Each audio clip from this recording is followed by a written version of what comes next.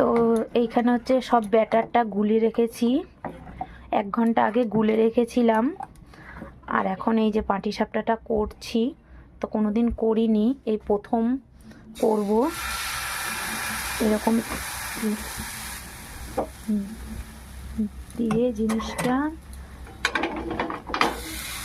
এর আগে অনেক কবার ট্রাই করতে গিয়েছিলাম, তো পারিনি। তো এবার দেখলাম যে যাই হোক করে উঠে তো যাচ্ছে, তো ভাবলাম একটু ভিডিও করে নিই।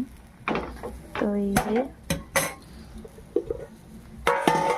আর এইখানে হচ্ছে গিয়ে আমার নারকোলের পুরটা রয়েছে। তো এর মধ্যে অনেক কিছু আছে, নারকোল আছে, তারপর হচ্ছে গিয়ে সন্দেশ আছে, তারপর আমুল দুধ আছে, এরকম এরকম দিয়ে পুরটা এরকম দিয়ে ঢেকে রাখি, দিয়ে এবার এরকম তুলতে হবে।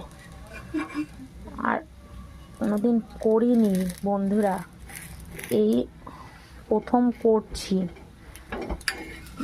তো দু একটা করে দেখলাম, তো ভালোই উঠছিল। তারপর ভাবলাম যে যাই হোক, যাই উঠুক একটু ভিডিও করি।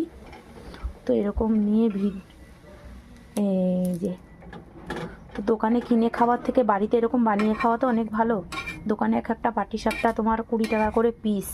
তো এর আগে আমাদের এখানে যে পিঠেপুলি মেলা হয়েছিল, সেখান থেকে কিনে খেয়েছিলাম। তখন ভাবতে পারিনি যে এরকম পাটিসাপটা বাড়িতে বানাতে পারবো।